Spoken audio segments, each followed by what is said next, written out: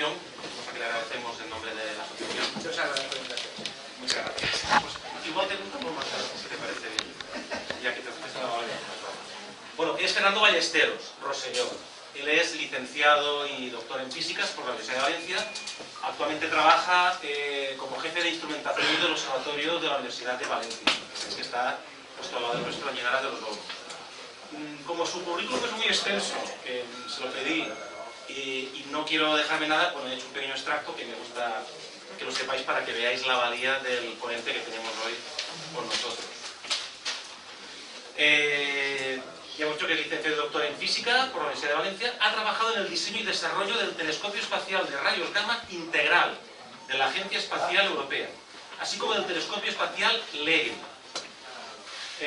Posteriormente sus intereses evolucionaron hacia la astrobiología, siendo investigador en el Centro de Astrobiología del INTA-CSIC, centrando su labor sobre temas como el surgimiento de la complejidad y la vida en el universo. En la actualidad está involucrado en el proyecto JPAS de Javalambre, un estudio de cartografiado fotométrico que se lleva a cabo en el Centro Astrofísico de Javalambre en Teruel. Ha publicado numerosos artículos de divulgación en revistas especializadas en comunicación de la ciencia como Métode, Astronomía o Tercer Milenio. Este es un suplemento del periódico de Aldo de Aragón. Y en periódicos de amplia difusión. También es guionista de diversos documentales de divulgación científica, dos de ellos recibieron un premio nacional. Eclipses y Tránsitos, Premio Ciencia en Acción 2007, y Hágase la Masa, Premio del Centro Nacional de Física de Partículas en 2013. Y un tercer premio, un tercer documental, Arco de Choque, que recibió un premio internacional en el Festival Sci-On en Reno, Nevada, Estados Unidos, en 2016.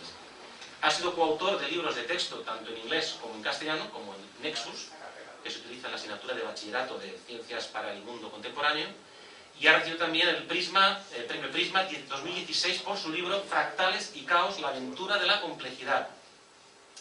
Tiene otro premio, Premio Europeo de Divulgación Científica, Estudi General, de 2006, por su libro Gramáticas Extraterrestres. Y es coautor de los libros 10.000 años mirando estrellas, Astrobiología, un puente entre el Big Bang y la vida, A la Luna de Valencia, Un breve viaje por la ciencia, mirada retrospectiva desde el siglo XXI sobre Edgar Allan Poe, y la Universidad de Valencia y sus entornos comarcales.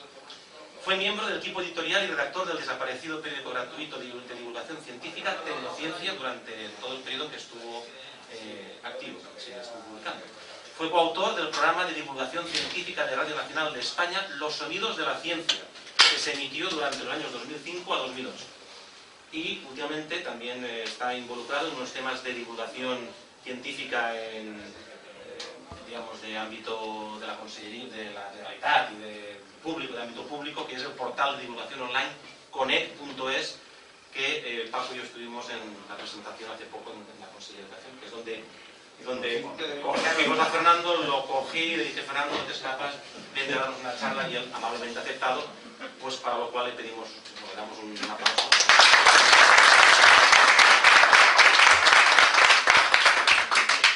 Bueno, muchas gracias por la presentación. Y lo malo es que me ponen también que ahora las hiperrealidades son muy altas y les voy a decir a todos.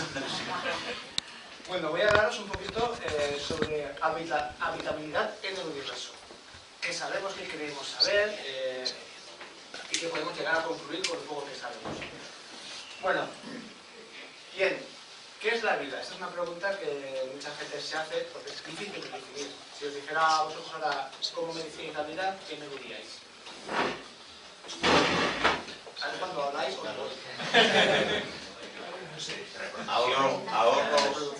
Ahorro termodinámico. Ese me gusta. Cambio de energía. Necrentropía. Cambio de materia. Chorizo. ¿Son bolsas que intercambian fluidos? Bueno, sí, mi bolsa de basura también.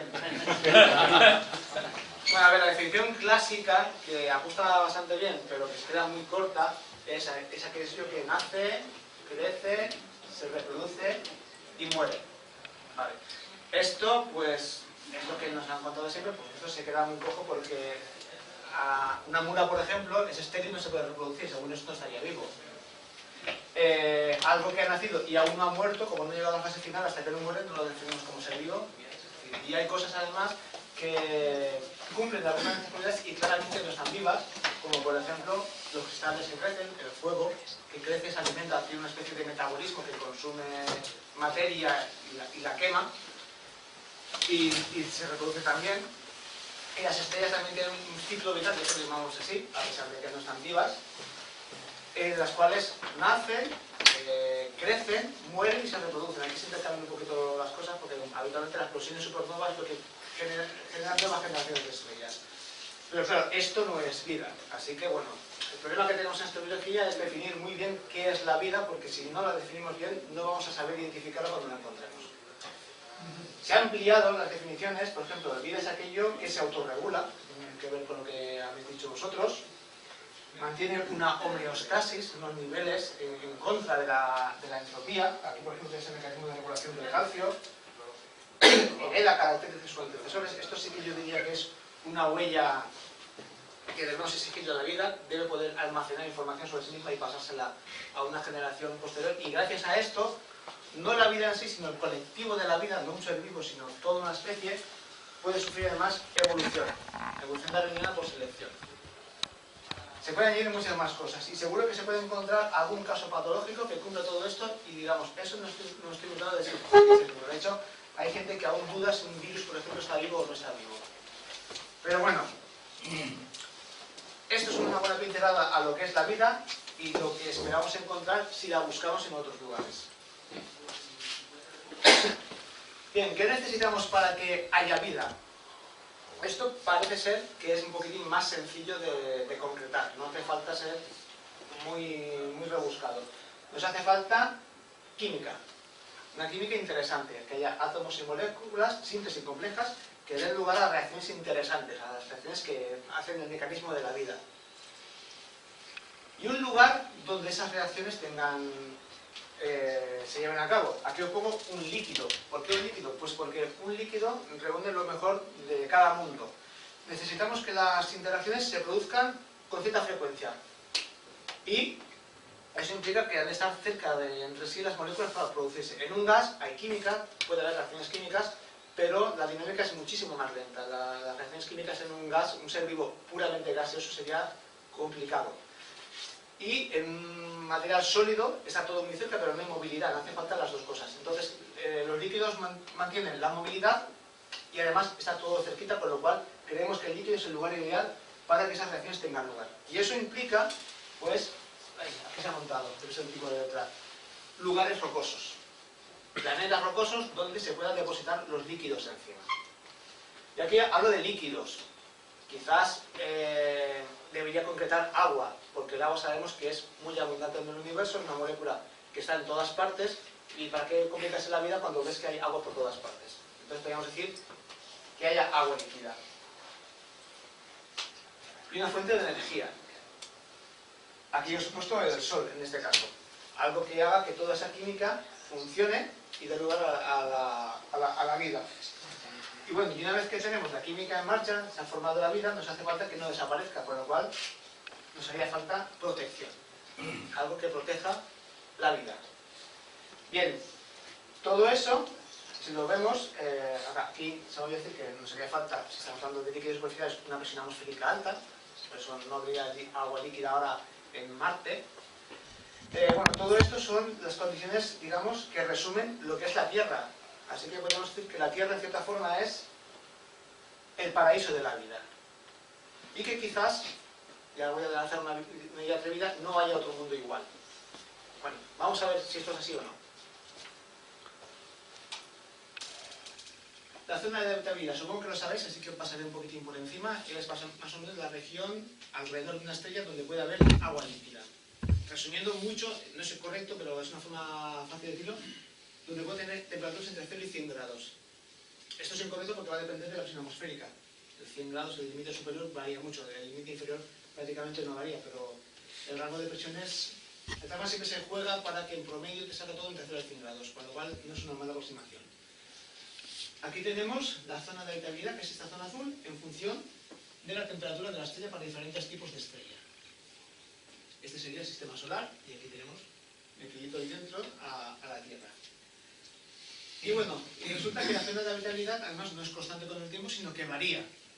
Aquí tenemos el Sol, y la zona de habitabilidad al principio de la formación del sistema solar, que comprendía Venus y la Tierra y se dejaba Marte fuera.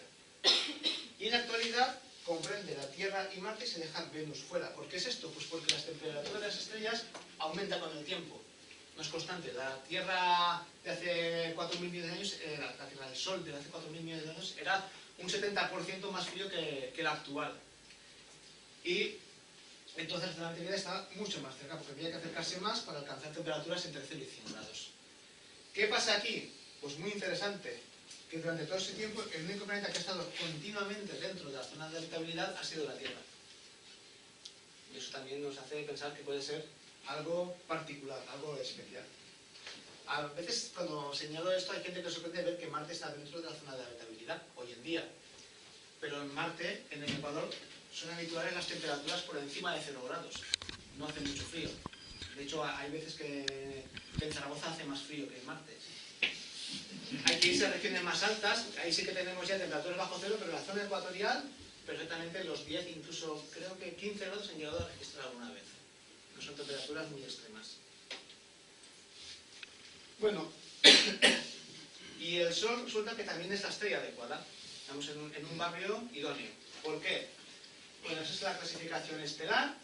Se calcula que las estrellas en torno a los tipos FGK, de 4.000 a 7.000 grados, en su superficie, son idóneas. Porque han de haber existido durante millones de años, pero tampoco demasiados. ¿Qué quiere decir esto? Las estrellas más calientes, tipo OBA, son muy jóvenes, tienen todas menos de 1.000 millones de años. Se cree que eso no te da tiempo a que se haya podido producir una biosfera. Porque a lo mejor, básicamente, cuando ya empieza a formarse la vida, la estrella se muere, explota y no hay nada ahí. Y aquí hay otra cosa que he dejado por motivos históricos, esta transparencia en concreto, la he reciclado de otra charla y tendré unos 6 años más o menos. La voy a poner de todas formas, aunque ahora ya no es correcta, más que nada para que veáis lo mucho que cambian las cosas en ciencia en poco tiempo. Aquí tengo. Tampoco esperamos encontrar nada interesante en estrellas más viejas, tipo K temprano o M, porque se formaron cuando había una metalicidad muy baja. Y no era esperable que hubiera en estrellas de ese tipo planetas rocosos. Hoy sabemos que esto no es cierto, estamos encontrando planetas rocosos, con lo cual eso nos hace cambiar. Pero aún así las estrellas M siguen siendo chungas, porque emiten muchísimas llamaradas, son muy inestables, las zonas de habitabilidad están muy cerca de la estrella, y eso te implica que tengas viaje gravitatorio, con lo cual, a pesar de que son muy abundantes, posiblemente no sea el lugar más adecuado para que tengas océanos. ¿De acuerdo? Bueno, y aquí os muestro otra zona de habitabilidad, que es la zona de habitabilidad galáctica. Es una región alrededor del centro de la galaxia donde creemos que serán las condiciones óptimas para que aparezca la vida. En regiones más exteriores, la metalicidad es baja. Y en regiones más cercanas, la emisión de rayos gamma es muy esterilizante. El núcleo galáctico emite continuamente emisiones que pueden ser muy perjudiciales para las biosferas que aparecen aquí. Además, fijaros, la estrella que es el Sol tiene una órbita que es bastante circular, con lo cual la mantiene siempre dentro de esa zona de habitabilidad, mientras que muchas otras estrellas tienen órbitas más elípticas que la acercan temporalmente a esa zona peligrosa.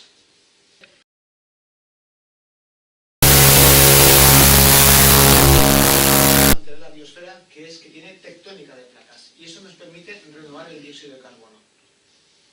El dióxido de carbono se encuentra principalmente en el aire. Las plantas lo adquieren por la fotosíntesis, cogen dióxido de carbono, y ese carbono va a dar lugar a sus moléculas, crean la estructura de la planta. Todo el carbono, o la gran mayoría, no es 100%, pero la gran mayoría de la materia orgánica de las plantas lo han cogido del aire, lo han quitado de ahí. ¿De acuerdo? Luego vienen los herbívoros, se comen esas plantas y ese carbono pasa dentro del animal, y luego vienen los carnívoros, se comen la vaca y ese carbono pasa ahí dentro. Y eventualmente mueres, te entierran y ese carbono va al suelo. Y eso pasa, es un ciclo continuo de sacar de la atmósfera y que eso vaya al suelo, sacar de la atmósfera y que eso vaya al suelo.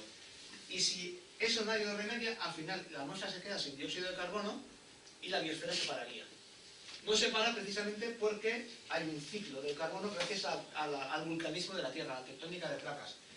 La gran parte de todo este carbono va al suelo y al fondo oceánico, más al fondo oceánico, pero las placas cuando chocan subducen, una se mete debajo de otro, eso se calienta, se quema todo eso y el vulcanismo vuelve a liberar otra vez el dióxido de carbono en un ciclo de unos 50.000 años. De hecho, las estimaciones más cercanas están por en torno a las 30.000, pero por redondear. Con lo cual, aunque es un ciclo lento, está ahí y eso nos permite que el dióxido vuelva otra vez a liberarse y vuelva otra vez a comenzar el punto de partida del ciclo. Si no tienes una tectónica de placas, pues puedes tener muchas condiciones, pero igual no tienes vida. Porque no puedes, si estás basado en química orgánica, no vas a poder, en un momento dado se te acabará la cuerda. El campo magnético de la Tierra además también es muy especial. La Tierra es el planeta rocoso más denso del sistema solar. Tiene un núcleo metálico muy intenso que genera de hecho el campo magnético más potente. De hecho, el único que tiene derecho a llamarse realmente campo magnético de todos los planetas rocosos. Eso es, como decía, es por el núcleo, que es muy denso, es muy grande. Es un núcleo de hierro. Se estima que es un movimiento, aunque hay detalles de esto que no están del todo claros, pero es lo que genera el intenso campo magnético que detiene la radiación solar peligrosa, los rayos cósmicos que se quedan atrapados ahí en la radiación o se desvían, que hacen también auroras boreales que son muy bonitas, aunque no es por eso por lo que está ahí. Y como os decía, en Marte, por ejemplo, hay vestigios, parches aquí y allá de campo magnético que no sirven para nada, y lo mismo pasa con el resto de mundos, no hay planetas, extender también a los satélites, por ejemplo, los satélites grandes, que no te piden que te paren nada. ¿De acuerdo? Bien, la Tierra además tiene un satélite gigante. Es en proporción, bueno, Caronte y Plutón ganarían en ese sentido, pero realmente ahí no es un satélite porque son dos parásitos que giran uno alrededor de otro. Pero la Tierra tiene la Luna, que tiene la virtud de estabilizar su eje de rotación. Se estima que Marte, debido a la influencia de Júpiter, tiene un eje de rotación caótico que va oscilando y ha habido momentos en que estaba apuntando directamente al Sol y otros prácticamente perpendicular. Y eso produce cambios climáticos terribles. Eso en la Tierra no pasa porque el tener la fuente radiatoria de la Luna al lado, estira, produce la precesión de los equinoccios, pero al mismo tiempo equilibra la inclinación. No pasa nunca a acercarse mucho a la eclíptica. Con lo cual es algo que tenemos ahí que nos beneficia, ha beneficiado la estabilidad del planeta. Además, se cree que las mareas lunares han podido ser iniciadoras de la bioquímica, porque de repente te bajan la marea, las sustancias químicas se quedan expuestas a la radiación ultravioleta del sol, antes llegaba el sol, la ultravioleta, antes de que hubiera ozono, al suelo, eso reactiva los elementos químicos, cuando vuelve a subir la marea, están activados y se disuelven en el agua y reaccionan entre ellos y pueden dar lugar a una química más interesante, con lo cual quizás las mareas pueden haber tenido algo que ver con el origen de la vida. También, debido a que tiene tanto material, la mayor parte del calor interno de la Tierra es debido a la radiación, se ha postulado que la mayor radiación superficial, que no es mucho más, pero es algo más alta que en el resto de mundos rocosos, puede haber acelerado la evolución al incrementar las tasas de mutación. Y bueno, la formación de la Luna fue un fenómeno realmente raro, debido a una colisión en un ángulo muy concreto con un protoplaneta, que si no le das justamente en el ángulo que toca, no se te forma. Realmente se estima que fue una casualidad de entre 1 trillón de que esto ocurriera. Si no hubiera ocurrido, quizás no estaríamos aquí. Es decir, parece ser que la Tierra es un mundo, en cierta forma, entre algodones. Aquí os pongo un texto. Parece que una secuencia extraordinaria de sucesos muy improbables son los que han permitido que la vida aparezca en la Tierra. Y claro, que se te vuelva a dar esa misma secuencia en otro sitio es muy, muy improbable. Quizás la probabilidad de esa secuencia es tan baja como 1 frente a un cuatrillón.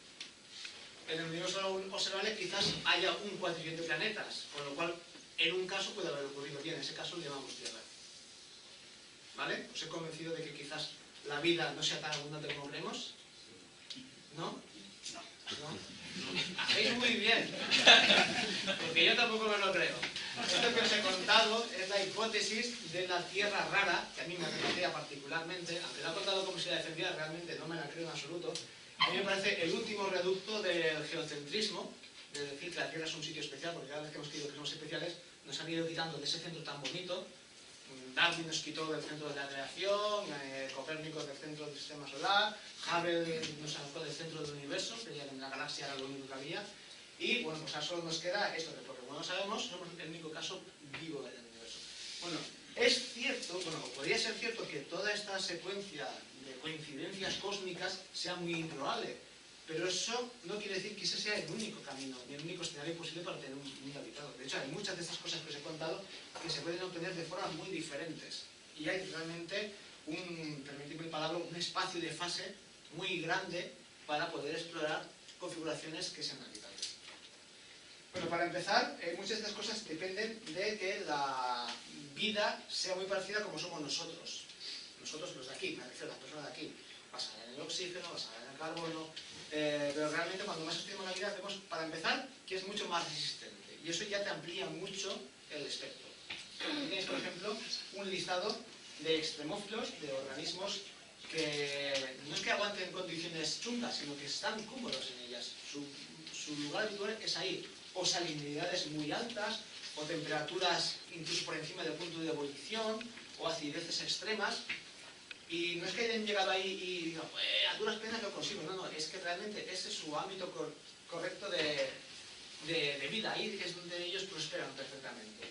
Esto amplía mucho la gama de temperaturas, presiones, acideces que puede soportar la vida. Y tenemos casos de que incluso en ambientes realmente extremos, la vida quizás no prospera, pero sí que puede subsistir. Os voy a contar un caso que es el de la Surveyor 3, que supongo que algunos conoceréis. Bien, la Surveyor fue una sonda que lanzaron a la Luna en las misiones previas al aterrizaje de la sonda Apolo, de las naves Apolo. Eso está pelado, no hay atmósfera, está recibiendo toda la radiación de hielo, no tiene ningún campo magnético que evite que fría la superficie, presión atmosférica nula, temperaturas extremas debido a ello, menos 200 por la noche, 150 por el día. Es decir, no se me ocurre peor sitio, además una extrema sequedad, no hay agua líquida, no hay peor sitio para la vida. Bueno, pues como decía, en el 67 aterriza la nave Surveyor 3 y sin que lo sepa lleva a bordo un polizón. Esporas de Streptococo. 2 años después, la segunda Apolo que aterriza, la Apolo 12, aterriza muy cerquita de la Surveyor y, como podéis ver en aquella imagen, coge la cámara que tenía, porque la habían dejado ahí grabando, para llevarla a tierra y revelarlo. Estamos hablando de épocas pre-CCD. Y encuentran las esporas, y a uno se le ocurre, oye, vamos a ponerlas en una placa Petri, a ver qué pasa.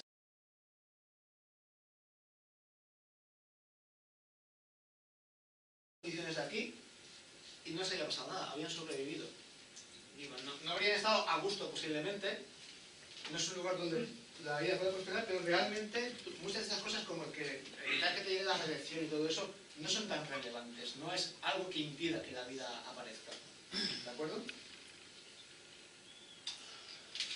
Bien, por otra parte, la zona de habitabilidad es un concepto, no voy a decir muy útil, sí útil, es útil porque ayuda a centrar ideas, pero realmente es bastante cuestionable, es decir, no es algo que sea mucho menos una piedra angular de la astrobiología. ¿Por qué lo digo? Pues porque para empezar, cuando Marte estaba fuera de la zona de habitabilidad, Marte tenía océanos. ¿Cómo nos cuadra eso? Tuvo océanos durante millones de años, estables, formaron ríos, y sin embargo estaba en una zona en que estaba muy fría. Se han especulado de que quizás tenía muchísimo dióxido de carbono y un efecto invernadero muy alto que compensaba en cierta forma esto, pero realmente todavía no está del todo claro porque esto es así. Porque también hay gente que está trabajando que quizás el modelo del Sol temprano no es exactamente como creíamos. Claro, los que trabajan en física solar le echan la culpa a estos, y los que trabajan en geología planetaria le echan la culpa a estos, con lo cual ahí ya no me voy a meter yo. Pero bueno, realmente es un concepto que no te asegura nada. Si tú encuentras un planeta en zona habitable, quiere decir eso, primero que tenga océanos, ni mucho menos, por lo menos tiene que tener presión atmosférica. Segundo, tiene que darse una serie de condiciones para que pueda tener bastante hielo y ese hielo pueda desembocar en formarse agua. Y aunque tengas eso, habitable no es habitado. Con lo cual es un concepto que, como digo, no dice nada porque puedes encontrar mundos con océanos fuera de él y a lo mejor te puedes encontrar mundos sin océano dentro de él. De hecho, Marte ahora está dentro de él y no tiene océanos. Bien, aquí mando algunas imagecitas de Marte joven y hay, de hecho, la Global Surveyor hizo una topografía y se encontraron dos líneas de costa, y posiblemente de dos océanos que ocurren en momentos diferentes de la historia de Marte, llamado Océano Boreal. Es decir, el concepto de la habitabilidad es un concepto que es únicamente una especie de guía, pero realmente no es en absoluto vinculante. Porque además hay otras fuentes de energía además del Sol que pueden hacer que tengamos agua líquida. Una de ellas es la energía geotérmica, que puede llegar a calentar el subsuelo. En la Tierra, además, hay sistemas biológicos que viven solamente de energía geotérmica. Están totalmente desacoplados del Sol. No les importa si arriba hace sol o no, porque no realmente están en una burbuja, se alimentan, hay bacterias que se alimentan de esto y hay organismos que se alimentan de esas bacterias y luego otros organismos que se alimentan de esos organismos. Y tienen ahí un clima. A ver, dependen del Sol en el sentido de que si el Sol se va, se congela el agua. Pero realmente no es su fuente de energía, no es la fuente de energía de este ciclo químico. Y eso lo podemos encontrar en otros lugares, porque si en la Tierra pasa, seguro que si puede pasar una vez, puede pasar más veces. Bien, como os decía, muchas de las ventajas que aparentemente tiene la Tierra, las tiene también la Luna de un planeta gigante. Por ejemplo, no tiene tectónica de placas, pero tiene una cosa parecida que hace que se renueve continuamente la superficie. Io está muy cerca de Júpiter, la órbita es elíptica, y eso hace que haya veces que al estar más cerca se estruje más hacia el planeta y al estar más lejos se relaje. Es como si cogierais una naranja sanguina y empezarais así a estrujarla y poquito a poquito se va haciendo blandita. Pues esto es lo que le hace, va limpiándola por dentro, el rozamiento funde los minerales interiores y se crea un activo vulcanismo que hace un papel equivalente al de una tectónica de placas en el sentido de renovar la superficie sin necesidad de tectónica de placas, con lo cual puede haber otras formas de tener un ciclo de dióxido de carbono muy diferente y de hecho un planeta, un satélite de un planeta gigante puede perfectamente hacerlo. También, si la Luna te estabiliza el eje de rotación de la Tierra, pues tener un Júpiter al lado te la va a estabilizar muchísimo más. Y donde se lo tenga estable, esto tiene clavado. Con lo cual, realmente, estar más o menos cerca de Júpiter, como está Marte, los tirones de tanto en tanto que le puede dar, sí que pueden decir una dinámica caótica en el eje, pero si estás tan cerca, no hay nada que hacer. Así que si lo que quieres es tener un eje estable, porque crees que eso va a ser bueno a largo plazo, no te hace falta tener la chiripa, la casualidad de que haya una colisión como la que hubo en la Tierra. Con tenerlo un planeta gigante al lado te basta. Y esto es muy frecuente. Este tipo de configuraciones son muy frecuentes en el universo. Y bueno, pues hay que mirar de que la Luna pudo hacer una especie de papel de pantalla contra los meteoritos, que ya os digo yo que no, porque el medio grado que te cubre el cielo no te va a tapar todo lo que venga en todas las direcciones, pero os lo digo porque hay gente que sí que lo postula como un plus de tener la Luna. Bueno, pues si eso te importa, Júpiter te tapa la mitad. Prácticamente un hemisferio de meteoritos te lo quitan, caerán del otro lado, pero es una pantalla mucho más eficaz contra ese tipo de impactos. Bien, aquí tenemos el campo magnético de Júpiter y el de Europa. Lo voy a pintar ahora. Bueno, decíamos que lo bueno que es estar dentro de una magnetosfera potente como la de la Tierra. Pero es que Júpiter tiene una magnetosfera muchísimo más potente. A ver, el caso justamente de Europa y de Io no es bueno porque está dentro de los cinturones de radiación, con lo cual la radiactividad es altísima. Pero hay una cierta altura en la cual, si tienes ahí una luna, está por debajo de los cinturones de radiación del planeta gigante y está muy eficazmente protegida contra los rayos cósmicos, radiación solar y todo eso. Con lo cual no hace falta que tú tengas un campo magnético potente, puedes piratear el del vecino. ¿De acuerdo? Bien, el campo magnético de Europa, además, como podéis ver, cambia de orientación. Tiene un dipolo que se alinea con las líneas de campo Y eso es porque tiene un fluido conductor, si no, no se puede explicar. Lo que se postula es que sea un océano de agua salada, un océano global. Hay más pruebas indirectas, aquí tenéis Europa, está totalmente recubierto por hielo de agua, y hay varias evidencias, aparte de la anterior. Esta, aquí por ejemplo tenéis esto que parecen icebergs, es una foto de la Tierra, que son icebergs de verdad en el Polo Norte, que tienen muchas estructuras. De hecho, si tenéis paciencia y las recortáis con detalle, podéis ver que encajan como un puzzle, encajan entre sí. Eso quiere decir que en algún momento algo, la dinámica del planeta, las fuerzas de marea de Júpiter, han roto la superficie, y esto ha debido flotar y cambiar de posición hasta que se ha vuelto otra vez a congelar por las temperaturas tan bajas que hay. Con lo cual eso indica que debajo debe haber un líquido. Todo esto cuadra para que realmente estemos hablando de un océano de características, por lo que se estima, global. Esta sería la estructura. Y es un océano que está bien lejos de la zona de habitabilidad, porque como decía, la energía de la estrella es una buena fuente, pero no es la única fuente, ni mucho menos. Puedo tener océanos que estén alimentados por otro tipo de energía. En este caso, igual que en Io, es la energía debida a las fuerzas de marea de Júpiter, que estrujan, no tan eficazmente, porque no está tan lejos, no está tan cerca de Júpiter, pero también de una manera eficaz, estrujan Europa, calientan el interior por el rozamiento, y a su vez eso crea un calor interior, posiblemente también fumarolas parecidas a las que hemos encontrado en la Tierra, que calienten desde dentro del hielo formando este océano. Con lo cual tenemos otra configuración totalmente diferente para poder tener océanos. Aquí también hay otra indicación. Estos son espectros de la superficie del hielo, y aquí esto que se ve es cloruro sódico, sal. Así que esto también apoya a que el agua que hay aquí dentro es agua salada, conductora de la electricidad, y por tanto justificaría estos cambios en la orientación del campo magnético de Europa. Bien, este fue el primero del que sospechamos, pero según hemos ido avanzando en la exploración del sistema solar, hay más sospechas de océanos subterráneos. La siguiente es la de Encélado. Encélado en muchos aspectos se parece mucho a Europa. Se han encontrado géiseres de vapor de agua que emanan de los polos. También se ha explicado que debe ser un mecanismo que la caliente, posiblemente también las fuerzas de marea de Saturno en este caso, que aquí estos géiseres submarinos, fumarolas, que calientan. Vamos, básicamente el esquema es muy parecido al de Europa. De hecho, visualmente se parece bastante a Europa. A mí me envían cosas y me dicen, ¿esto qué es? Digo, Europa, lo primero que pienso.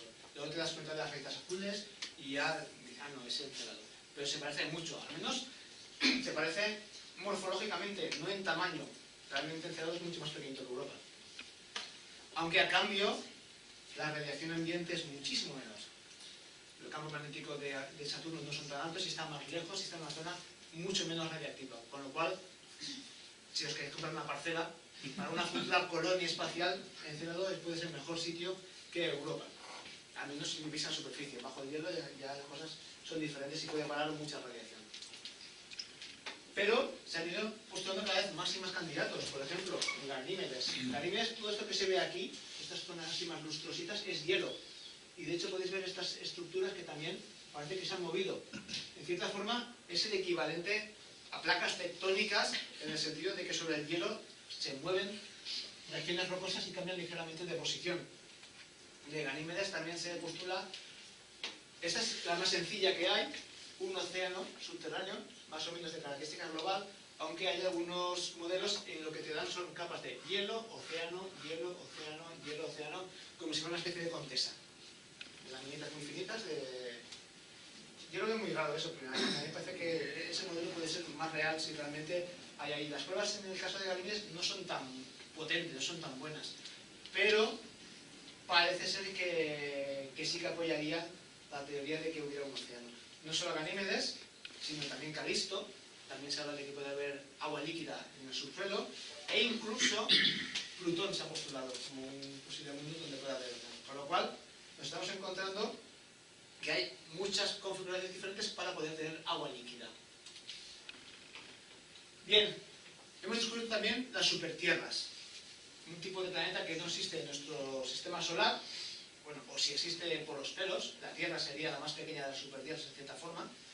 Aquí tenéis la distribución de masas planetarias, de histogramas, estos son datos de Kepler principalmente, estos son únicamente histogramas, y y aquí estarían las supertierras. Esta parte serían supertierras, aquí nos meteríamos en la zona de Neptuno. Realmente es una transición entre una cosa y otra.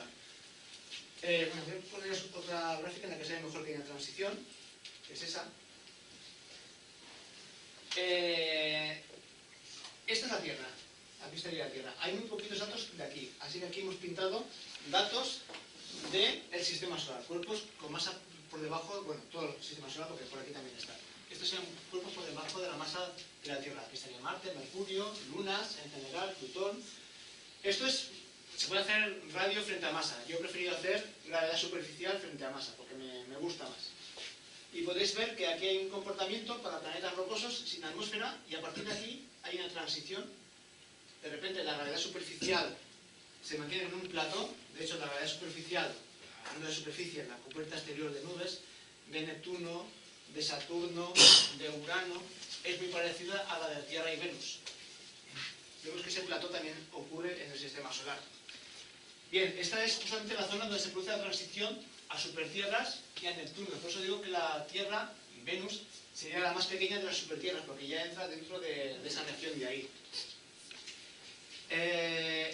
Esa transición es porque tú tienes un núcleo rocoso grande, pero llega un punto, depende de la dinámica de la formación del sistema planetario, en que empieza a acumular gas, y gas, y gas, y cada vez la proporción de gas frente al núcleo es mayor, pero de alguna forma se compensa, crece justamente para contrarrestar esto. Pero bueno, aquí lo que tenemos es núcleos más o menos del tamaño planetario como la Tierra, quizás más grandes, y al final básicamente te domina el gas, y ya entras en la zona de los planetas gigantes, que sería aquí. Esta es la línea para planetas rocosos, con lo cual todos estos que están aquí arriba serían mundos rocosos con poca atmósfera en proporción. Cuanto más atmósfera metes, te vas bajando la gravedad superficial y vas a esta zona de aquí. ¿De acuerdo? Pero bueno, los interesantes son estos. Hay muchos planetas rocosos con atmósferas que no son descabelladas, no son tan aplastantes como las de Urano o Neptuno, y que tienen muchísimas ventajas porque al ser más grandes retienen más calor, con lo cual esperamos que tengan mayor tectónica de placas. Lo que nos interesa es el tema de renovación de la superficie. La presión atmosférica también será mayor, con lo cual será más fácil mantener líquidos en la superficie. Y precisamente por lo mismo, porque son más grandes y captan metales más pesados, la magnetosfera esperamos que también sea más intensa. Con lo cual, todas las bondades de la Tierra las vamos a encontrar probablemente en las supertierras. Y como veis, abundan. No es precisamente un tipo poco frecuente de planeta. Y bueno, y por último es que además hay más líquido. Yo antes os he hablado del agua, pero realmente el agua es cierto que es muy abundante, pero hay otras sustancias que también son muy abundantes y que pueden hacer un buen papel. Siempre se ha hablado del amoníaco. El amoníaco es también un líquido polar, como el agua.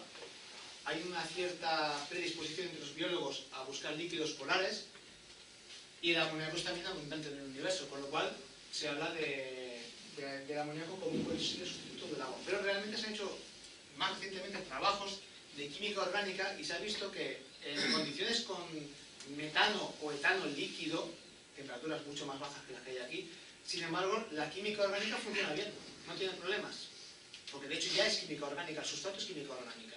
El metano y el etano son moléculas orgánicas y ahí tener reacciones químicas no es complicado. Es decir, realmente no parece que sea imprescindible que el agua sea el sustrato de la vida, sino que sea un líquido cualquiera.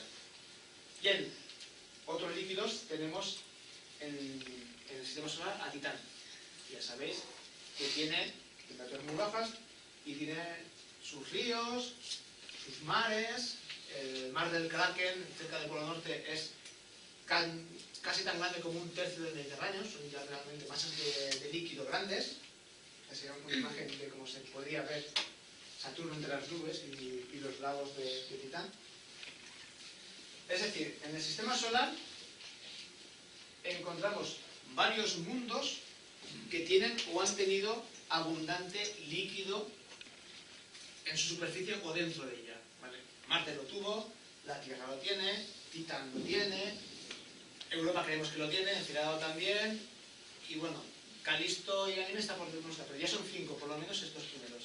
Es decir, eso nos indica que cogiendo un sistema planetario al azar, por ejemplo el nuestro, encontramos muchos casos, con lo cual las configuraciones que pueden permitir agua líquida van a ser, u otros líquidos van a ser abundantes en el universo. No nos debe preocupar precisamente eso.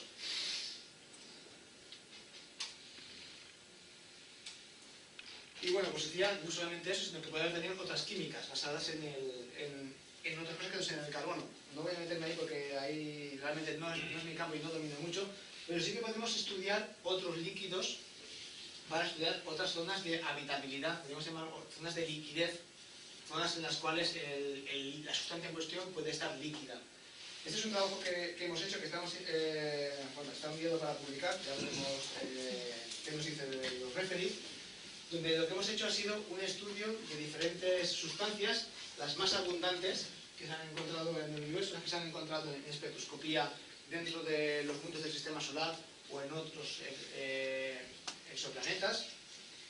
Y esto que veis aquí son sencillamente 5 presiones diferentes. Para tener una idea, es 0,1 atmósferas, 0,3, 1, 3 y 10 atmósferas. Y lo que vemos es la abundancia que esperamos que haya de mundos con esa sustancia líquida en la superficie en función del tipo estelar. Y lo que vemos es que realmente el etano es mucho más abundante. Las configuraciones que pueden permitir etano estable son mayores que las que pueden permitir agua estable. Principalmente por el hecho de que el anclaje gravitatorio que ocurre, por ejemplo, en las enanas rojas, es un impedimento. La zona de habitabilidad pues, está muy cerca de la enana roja y eso te va a dejar que el planeta esté siempre mirando la misma zona. Y no se trata de distribuir, puedes imaginar sistemas para distribuir la energía, pero son realmente muy ad hoc y muy exóticos. En general nada distribuye mejor energía que algo que gire.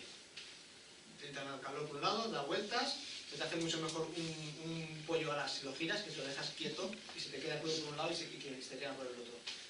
Entonces, si quitas todos los mundos que se anclan gravitatoriamente, el agua se ancla muy pronto. Y de hecho, en todas las estrellas rojas no esperamos encontrar mares estables.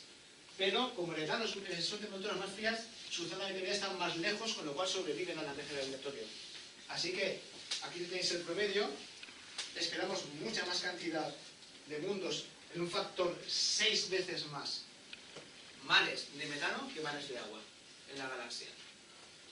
Curiosamente, el pico del agua se encuentra justamente en estrellas tipo Sol, que es este, un resultado que nos llamó mucho la atención cuando lo tuvimos. Es decir, que si encontramos un extraterrestre y está basado en química de agua, posiblemente venga de una estrella tipo Sol. Y bueno, ¿está entonces el universo lleno de vida? Y con eso ya acabamos. Pues no lo sabemos y hacer estadística de un solo caso es muy difícil. Pero, como decía antes, los físicos son muy atrevidos, voy a atreverme. Bien, aquí tenemos la historia de la formación de la Tierra desde el principio, hace 4.600 millones de años. Aquí acabó la construcción del sistema solar, la zona más activa del fin del bombardeo meteorítico.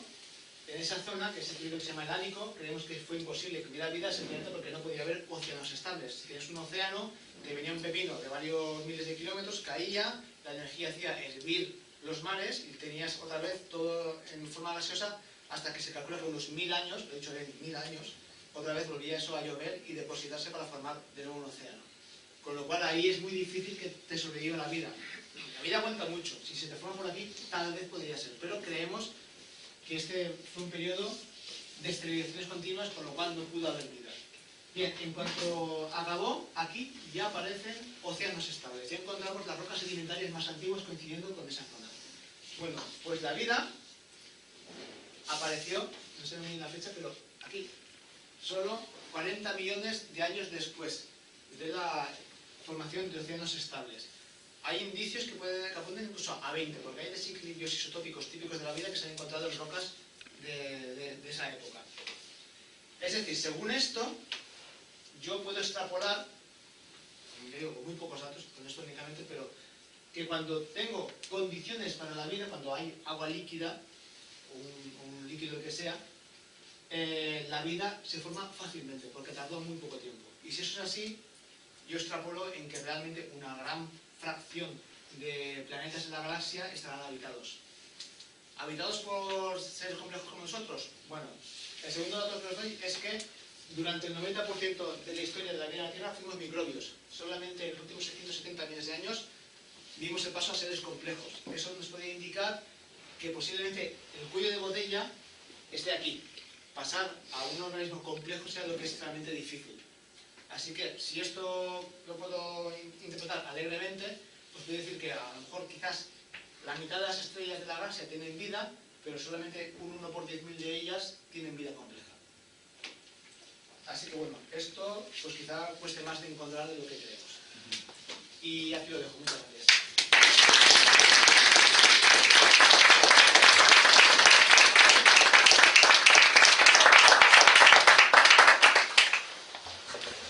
Si alguien quiere preguntar alguna cosa al ponente. Ah, mira. Usted solamente, no sé, por curiosidad, ¿hay otras concepciones de vida diferentes a las que has expuesto, basadas en la química? Sí, sí que las hay. A ver, siempre se ha hablado, y es un ejemplo recurrente... Hago referencia a la física de partículas, por eso te lo digo, a elementos más diminutos de lo que estamos acostumbrados a... A ver, en ciencia ficción sí. Pero no, ya, por eso. En ciencia ficción sí, en trabajos científicos no. No, nadie se lo ha planteado seriamente. Pero yo tampoco te lo descarto, porque cuando tienes unas reglas de juego, la complejidad emerge. Es decir, yo no sé si conocéis el juego de la vida. Si no lo conocéis, lo tenéis que conocer. No es un juego, es unas reglas que aparecen, es un tablero. No me acuerdo de haberlo visto en Pepsi, de hacerlo. Pues tenéis un tablero con un montón de celdillas, que llamamos autómatas celulares, y unas reglas de juego que esta celdilla se mantiene viva en el paso del tiempo siguiente si tiene alrededor 2 o 3 celdillas activas y se muere en cualquier otro caso. Con esa regla tan sencilla aparecen estructuras complejísimas. De hecho se ha demostrado incluso que se pueden crear estructuras replicadoras, una especie de organismo que se replica a sí mismo y que se copia. Se puede hacer puentes lógicos, ves hay unas señalitas que dejan decir. Nadie se esperaría que con esas reglas tan tontas pueda aparecer tanta complejidad, pero aparece. Con lo cual, realmente la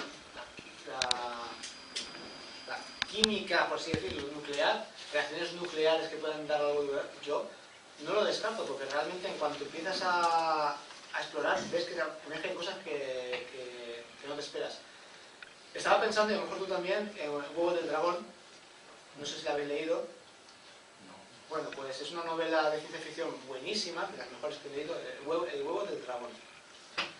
En la que hay unos astronautas que se van a explorar un púlsar relativamente cercano y descubren que en ese púlsar vive una civilización que está basada no en reacciones químicas sino en reacciones nucleares. La gravedad es altísima, las montañas de huevo del dragón miden milímetros de altura, pero una caída desde una de ellas es mortal de necesidad.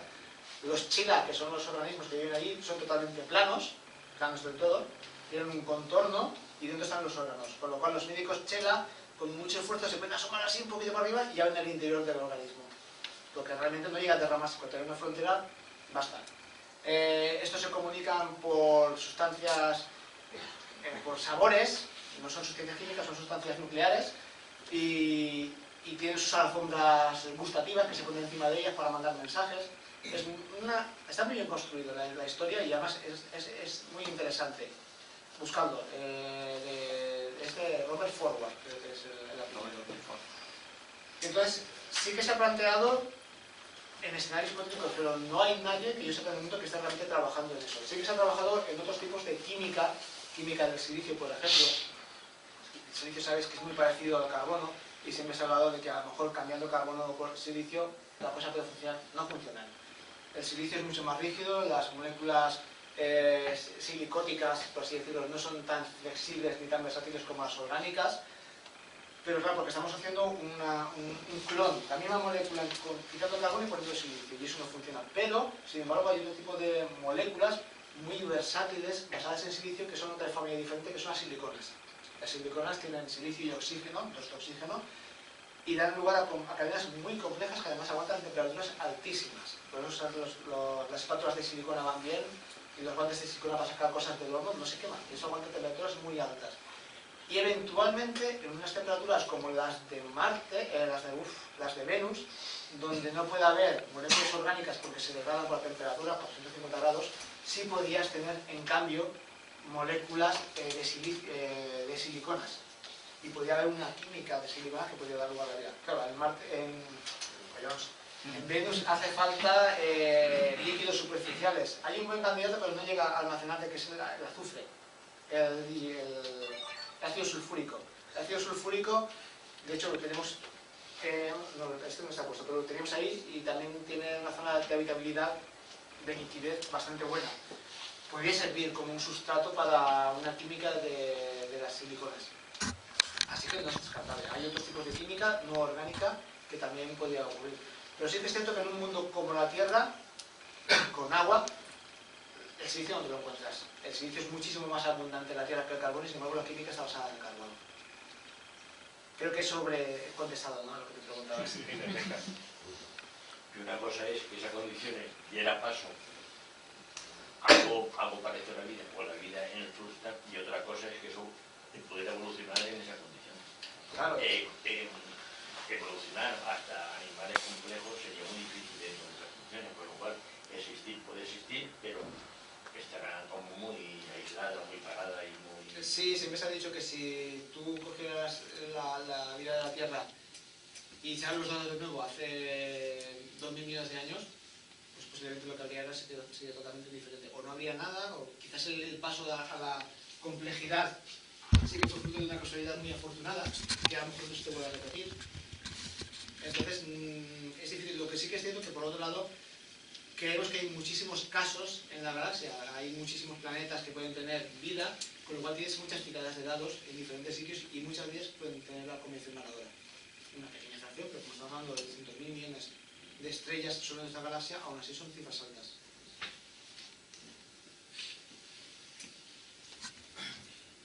Sí.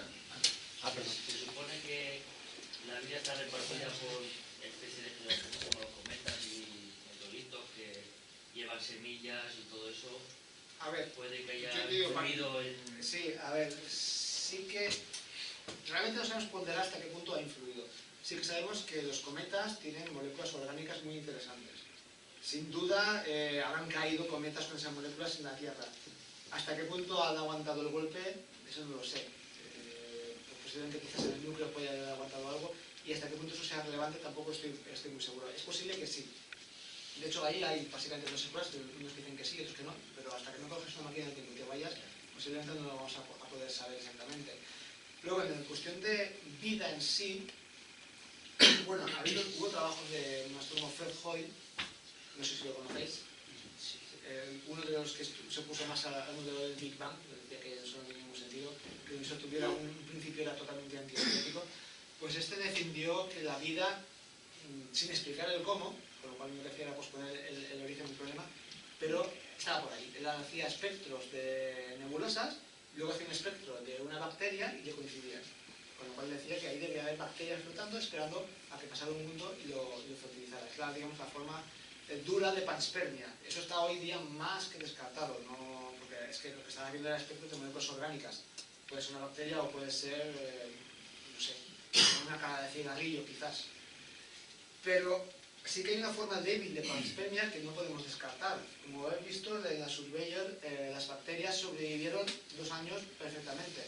Y quizás podrían haber aguantado más porque estaban en forma de espora y son muy resistentes en ese caso. Te puedes plantear que un impacto, por ejemplo, en la Tierra, al principio de la formación de la vida por aquí, pudo, si llega bastante energía, pudo arrancar un trozo con una velocidad que sea mayor que la velocidad de escape y que escape de la Tierra. Y que eso tenga ahí su colonia de pequeñas bacterias que al verse estresadas harán esporas, se protegerán, y eso con los millones de años quizás ¡pum!, vaya a caer a Marte. Entonces quizás podemos encontrar, si encontramos vida en Marte, que está genéticamente emparentada con lo de la Tierra. Y bueno, si encontramos exactamente estreptococos, es que ha habido contaminación por bacterias viking o cualquier otra cosa. Pero si es una vida que no está en la Tierra, no son organismos de aquí, pero claramente están emparentadas, tienen la misma química, bioquímica, el ADN y todo eso, eso no está hablando de una panspermia. La verdad es que el escenario opuesto es el más probable, el más interesante, porque la velocidad de escape de Marte es menor que el de la Tierra, es más fácil arrancar un trozo de Marte que un trozo de la Tierra, y caer de Marte hacia la Tierra es cuesta abajo en dirección al Sol, es más fácil contaminar en este sentido que en el contrario. Con lo cual podría ser que si ese cambio se da, lo que ocurre es que realmente toda la vida en la Tierra tiene un origen marciano. Nosotros somos marcianos. Hay del meteorito, digamos meteorito de Marte, de los poquitos que han caído que se han identificado, el famoso ALH 84001, aquel que en el 90 y 94, sí, creo que fue, que parecía que llevaba huellas de vida fósiles y tal, bacterianas. Pues principalmente que fue una muy buena publicidad para NASA.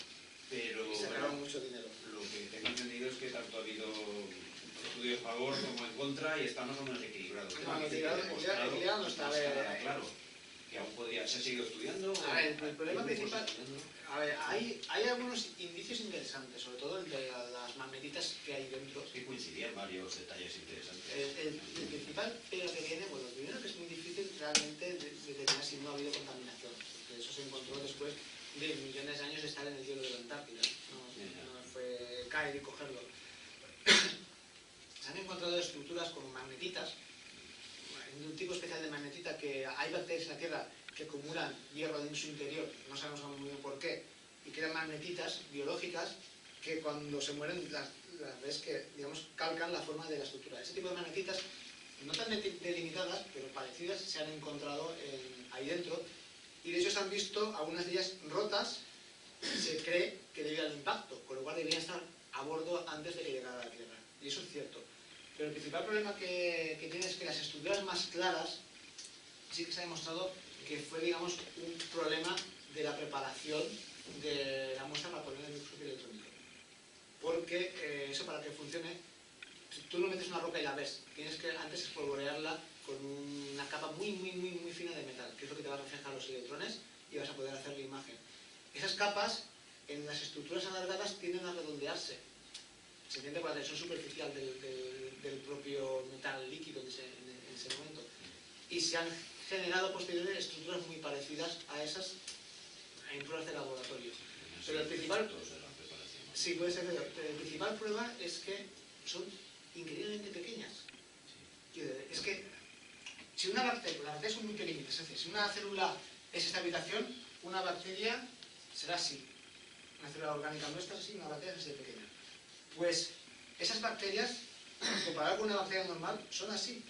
Es decir, son casi a una bacteria normal lo que una bacteria es una célula nuestra. Las han descubierto en la Tierra algunas muy cercanas de tamaño, ¿eh? No está claro. Después, Sí, aquí sí, aquí la Tierra muy parecidas, no son raras, pero las hay. Se han encontrado cosas, indicios muy sugerentes en excavaciones a alta profundidad. Claro. Pero Que eso no sería argumento para decir, no, es que eso ya no puede existir. Además, en la evolución que ha seguido el Marte, pues ya no habría parecido. De todas formas, el tema se cerrará en el momento que vayamos allí. Si encontramos organismos tan pequeños, Más muestras. ya lo tenemos claro. Pero hoy día, digamos, las evidencias en contra y a favor, como tú dices, están muy conversadas. Yo diría que las en contra están superdotadas de favor. Con lo cual, eso está ahí, no se puede descartar, pero no es una línea de investigación hoy en día. Está abandonado ya. Sí, está abandonado. Bueno, no, la geología se investiga porque es un trozo de Marte después de todo. Sí. Para conocer la duda. ¿Eh? Que sea de Marte está fuera de duda. Sí, eso está fuera de duda. 20 o 30 creo que son. Eso está fuera de duda. La duda es si realmente eso es lo que dicen que es. ¿Y piensas el virus, en tanto que cáscara proteica, es un paso intermedio hasta, digamos, la consistencia de cáscara proteica o de núcleo proteico y enzima, o es una involución? Yo creo que es más bien... ¿Crees? Sí. Sí. No lo sé, yo no soy biólogo, No, pero a mí me parece muy raro que, a ver, los virus son tan absolutamente dependientes de que existan células, porque usan el mecanismo de la célula para funcionar, que es muy raro que eso sea un primer paso a nada. Es algo que es claramente parásito de las células, con lo cual han debido aparecer después de que existieran las células. O es una evolución, o sencillamente es una especialización muy alta, pero no es un paso en la historia de la vida de la Tierra.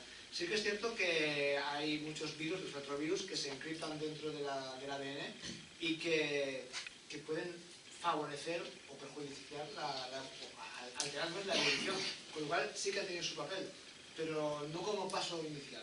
Sí, eso piensa que han influido muchísimo en la evolución. Tenemos secuencias completas de virus dentro de nuestro ADN, el nuestro y el de cantidad de animales y plantas han encontrado.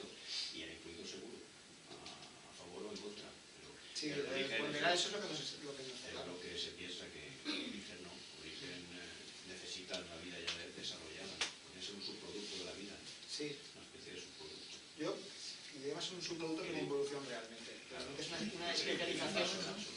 Sí, a mí me preguntan. Sí, lo mismo que hemos hablado antes de químicas interesantes, yo creo que la parte interesante de la vida sería lo mismo que hemos definido, qué es la vida, qué es la inteligencia, es decir, la vida inteligente, que es de alguna manera la que nos resultaría más interesante, ¿no? de contactar o de comunicar. Entonces, una vez existen los primeros seres pluricelulares y se rompe ese cuello de botella y empieza a ver, parece ser que la inteligencia en todo ese periodo, es algo también rápido. O sea, el desarrollo de... Yo te diría que más bien no, realmente la inteligencia a un nivel como el nuestro no parece que sea un imperativo de la evolución. No ha aparecido muchas veces, no hubo civilizaciones de dinosaurios, no hubo civilizaciones de anfibios. Es decir, el ojo, por ejemplo, ha evolucionado un montón de veces, 50 veces de forma independiente. Sí que parece que realmente es un must-have para la vida. Y es un entorno donde hay radiación, úsala, no seas ceporro, ponte ojos. Pero la inteligencia no parece que realmente es un imperativo. Y sobre todo la inteligencia tecnológica. Y siempre hablamos de información, es decir, en la medida en que información, propuesta de la termodinámica, de la mecánica, la termodinámica, cuando habla de la entropía, fórmula de la teoría de la información, la ponemos una sobre otra, lo único que cambia es la constante que depende de cada dominio. Es la misma fórmula. Entonces ahí está jugando la información. O sea, así de... La vida, como os he dicho... La vida como información, como producción de información, y eso lleva a la reproducción de la información. Es todo el mismo proceso, es decir, es producir información. Con dos sistemas, con dos códigos. Con dos centro-periferia, elemento nuclear. Como mínimo información estructural, como mínimo para poder pasar tu estructura física a la descendencia. Así que tienes que tener un sistema de referencia. Y luego aparte... El ADN, los ácidos nucleicos ya son neutrales, no pierden energía, es como un segundo demonio de Maxwell, no sé si os suena lo de los demonios de Maxwell, Maxwell, mecánica estadística, que hay una paradoja, bueno, es algo así como la vida en función de la información y el coste energético. En esas variables se puede... Sí, pero en el caso de una civilización, por ejemplo... No, estamos hablando del origen, que tiene que dar cuenta de esa evolución que luego aparece como inteligencia, etcétera, etcétera. Pero si no hay un modelo que explique el origen y cómo evoluciona, no podemos llegar a una inteligencia como la entendemos. Esta era la propuesta. Por eso decía, inteligencia, y si lo planteamos en términos de información, que ya hay formulaciones... La inteligencia no solamente es información, es procesado de esa información.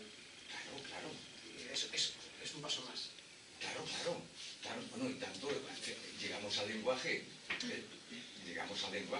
pero que, como decía, desde la teoría de la información y la termodinámica tenemos dos formulaciones de sistemas de probabilidad que son equivalentes. Sí. Entonces, eso es como pensar que en el origen, si hubiera, por hipótesis, dos sistemas que interactúan, como ocurre con el núcleo y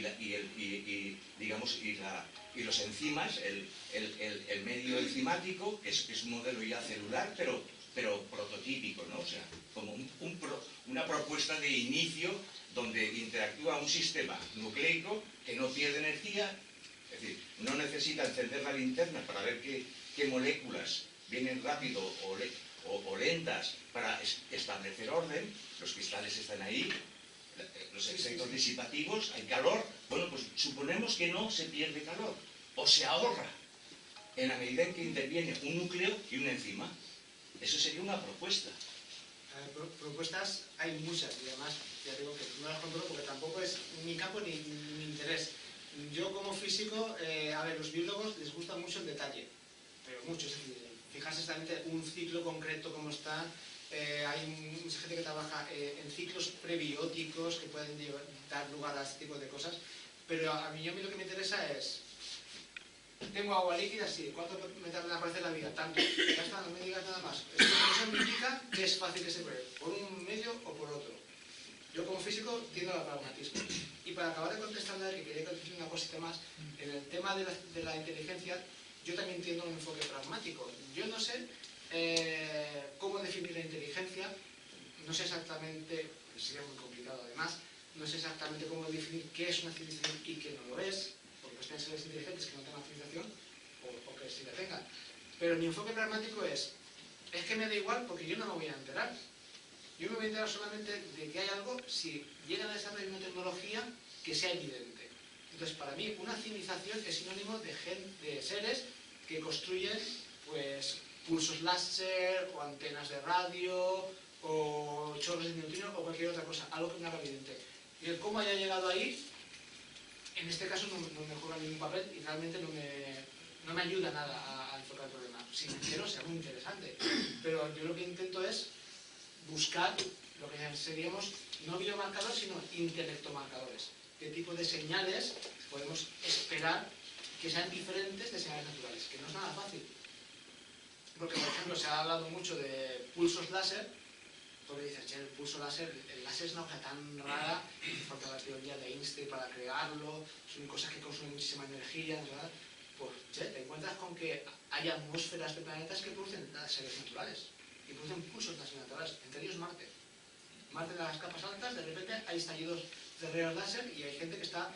Evidentemente ahí no hay gente con una interacción, no es la ratita, pero se están explicando modelos para ver cómo con las condiciones atmosféricas de Marte puedes llegar a producir láseres naturales. Con lo cual muchas veces te piensas, y esto seguro que no se le ocurre a nadie y esto es imposible que la naturaleza. Y luego a veces te encuentras que la naturaleza es más creativa de lo que te esperas. No sé si con eso te acabo de contestar. Sí, no, yo de alguna manera, porque la historia era que dos vidas inteligentes se pudieran encontrar, ahí también hay factores de distancia, factores de que el desarrollo de una vida inteligente tiene un principio y un fin, es decir, nuestra especie desaparecerá. O sea, hay una ventana ahí donde se puede dar la inteligencia o no se puede dar la inteligencia, que es la ventana también de la vida, que también es corta. Y la dificultad eso de llegar a encontrar, o que nos pudiéramos llegar a encontrar con otra vida inteligente. Sí, bueno, a ver. Y luego cuando se han encontrado dos civilizaciones hay un desfase muy fuerte también que ocurre, ¿no? O sea, sí, bueno, pues al final, por ejemplo, intentando cotizar a todo al mismo tiempo, posiblemente cualquier tipo de comunicación sea monólogos, no diálogos. O sea, información direccional, pues por lo que tú decías, porque es muy difícil que eso lo hagan.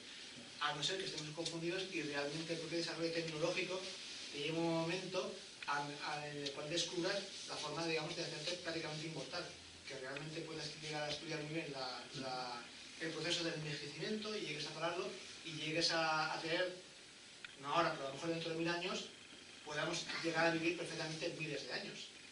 Y en ese momento, si eso es algo común, pues podéis plantearte los diálogos, con pausas, ¿no? Con tiempo, pero sí.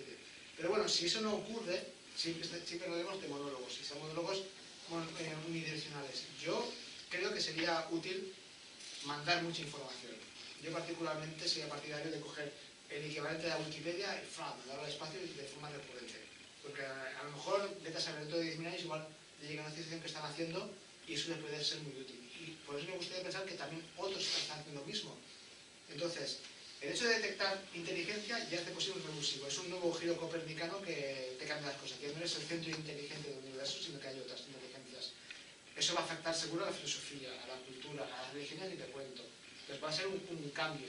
Si esa información, además, o sea, si ese señal que te dice que estamos aquí, además hay información cultural, tecnológica, filosófica, pues a lo mejor no lo adaptamos todo, pero seguro que vamos a coger muchas cosas de ahí y va a cambiar totalmente nuestra sociedad. Quizá para mal, quizá para bien. Yo creo que para bien. Yo, de hecho, ese tipo de colonizaciones me gustan más que las de voy a ir con los barcos y mato a los indios. Entonces es mejor que me pongan a mí, que me envíen a mí el canal de historia por satélite, que vengan a mí a hacer la historia conmigo en ese sentido. Yo tiendo al optimismo, así que quiero creer que posiblemente decimos en algún momento algo y eso nos cambie. Y nos cambiará, creo que para bien. Y la otra historia es, tendríamos que estar a lo mejor trabajando con la comunicación con otras especies. que tienen cierto grado de inteligencia, delfines, ballenas, si no son... Sí, esa es la paradoja más antigua en el tema del SETI. De hecho, se sigue trabajando. Hay muchas cosas que sabemos ya del lenguaje de los delfines, de los lenguajes de los delfines, porque son diferentes entre sí, y de los lenguajes de las ballenas. Pero realmente no conseguimos comunicarnos con ellos. Hay algo ahí que aún no hemos conseguido romper el código, y estamos hablando de seres que son muy parecidos a nosotros, son vertebrados, mamíferos, con una gran parte de historia cultural en común. Entre las cosas que sabemos, por ejemplo, sabemos que las canciones de las ballenas riman, tienen un ritmo, y la rima se sabe que es un buen recurso para memorizar. Con lo cual, si las tienen que memorizar es porque posiblemente sean el equivalente a sus sagas, su historia o algo así. De alguna forma tienes que poder plasmar información un ser que no tiene medio de escribir su información, posiblemente con canciones y tradiciones orales. Cuadran muy bien. En el caso de los delfines, además, no sé si conocéis la ley de Zipf. La ley de Zipf es una ley estadística que se da en lenguajes naturales humanos, en el cual te dice que las palabras cortas, que son las que más se usan, son más frecuentes, mientras que las palabras infrecuentes tienden a ser más largas. Eso no ocurre en la gran parte de lenguajes de animales, porque dicen cosas muy básicas, fuera de aquí, quiero sexo, comida y cosas así, pero cuando tienes que transmitir información compleja, empieza a aparecer la ley de Kreider, que además sigue una ley de potencias. Además, dependiente menos 1. También de ahí estamos hablando de teoría de información. La dependiente menos 1 optimiza la cantidad de información que puede transmitir un sistema. Y eso ocurre porque si yo solo hago vocalizaciones cortas, que son más cómodas, llega un momento en que se me acaban las combinaciones. Las combinaciones más infrecuentes, que son conceptos que no te ves tanto, tienden a usar palabras más largas. Y las muy infrecuentes, como palabras técnicas, tienden a ser muy largas. Eso se encuentra en todos los lenguajes naturales humanos. En el Quijote, en una conversación que estamos teniendo ahora, pues se encuentra también en el lenguaje de los delfines. Cumple la ley de Zipf. Con lo cual debe haber información que se están comunicando. Por lo cual ya sabemos algunas cosas. Sabemos además también que usan el equivalente de palabras. Hay grupos de sonidos con pausas estables entre ellos que se combinan para dar lugar a frases. Usan nombres propios. Los delfines se llaman a sí mismos por un silbido característico que es el nombre propio, que se lo da la madre en el momento en que nace el delfín. Es decir, tienen muchas cosas en común con nosotros, su lenguaje. Pero es cierto que de momento aún no hemos conseguido descifrarlo. Y si no somos nunca capaces, eso quizás diga que debe haber alguna incapacidad básica para poder descifrar otras lenguas, que hoy día no podemos prever. Falta el modem biológico. Falta el modem biológico. Sí, exactamente, falta el modem biológico. Sobre este tema hay una película fantástica que es La Llegada. Sí. El tema de cómo comunicarse. Yo lo que he entendido es que esa película no ganó el Oscar a la mejor película. Es un vuelco, ¿no? En las películas de encuentros, ¿no? Con extraterrestres. Todo alrededor de la forma de comunicación, de cómo comunicarse con ellos. El libro es un cuento corto, la historia de tu vida. A mí me gusta más la película. Me gusta más la película. A mí me parece demasiado sensible el libro en comparación con la película. Pero yo creo que lo cuadra muy bien en la proporción entre interés, intriga, aventura y eso. Pero en la parte del lenguaje me gusta más cómo está pegada en el libro. Todo el tema de las virutas, todo eso ahí pasa muy de puntillas en la película. De otra manera no te enteras. Sí. Prácticamente.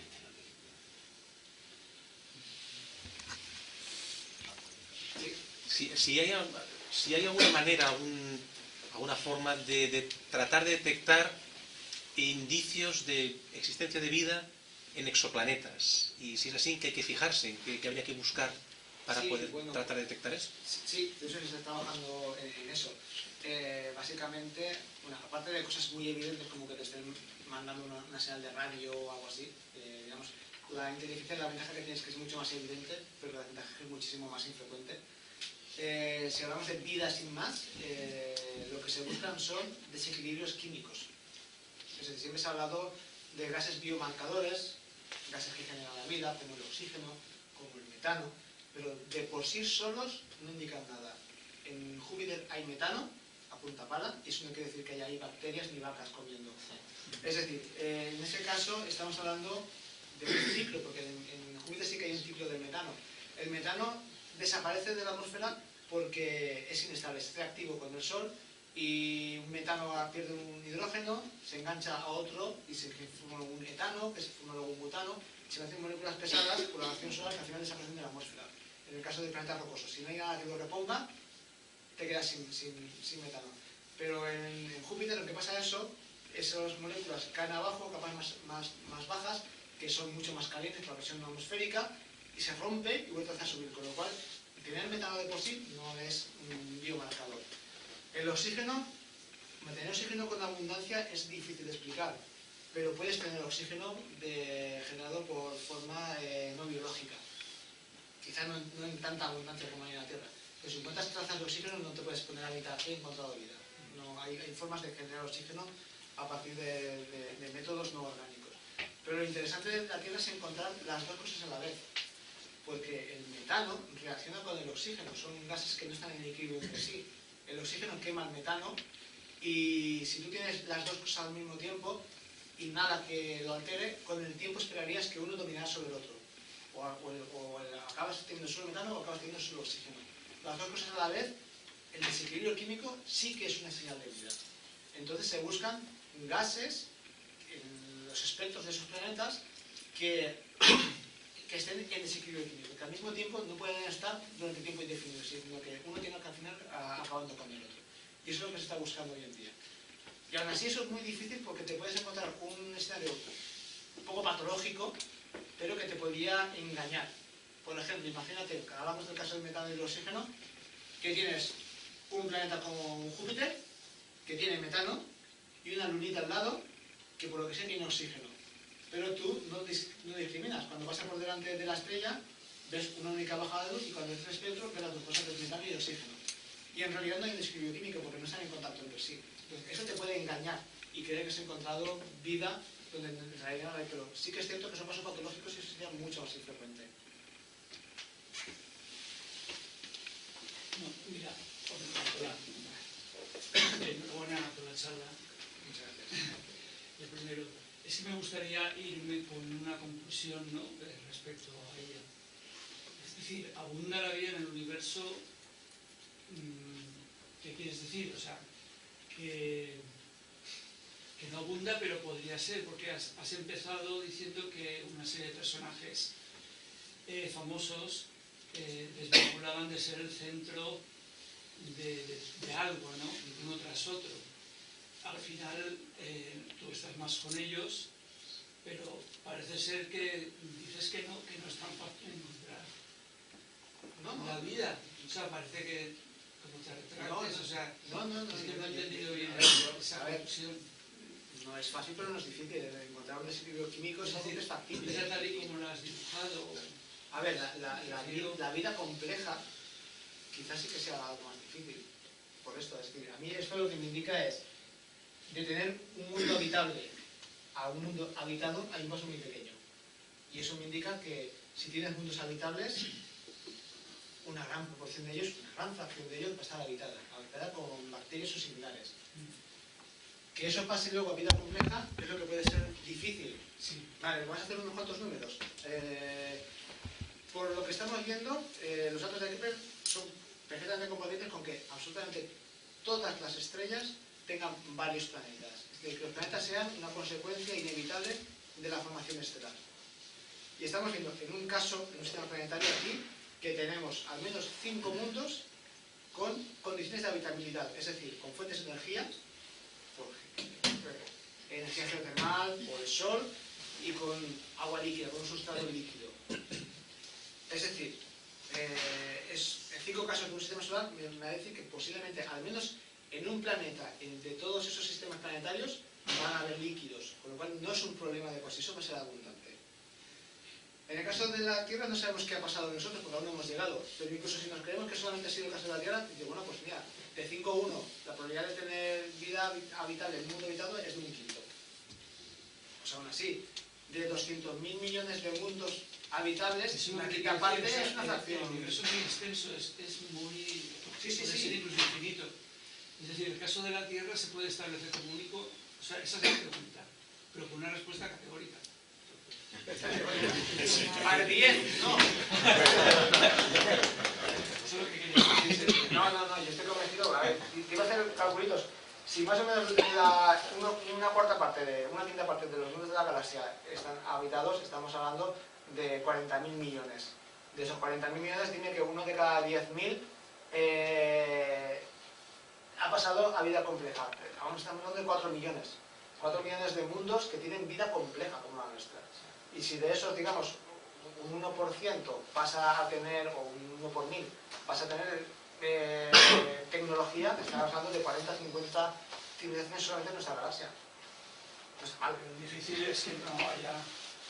Yo creo que eso es improbable. Lo que pasa es que extrapolar de un solo caso siempre se ha arriesgado y realmente no sabemos nada. Igual que hace 15 años era muy arriesgado decir que extrapolando del sistema solar, hablar de otros sistemas planetarios, es una locura, no tiene mucho sentido, hasta que empieces a encontrarlos. Y entonces dices, no, es que tenía toda la lógica del mundo aquella extrapolación. Yo creo que eso también la tiene. Pero aún no hemos llegado al punto de empezar a encontrarlos. Gracias.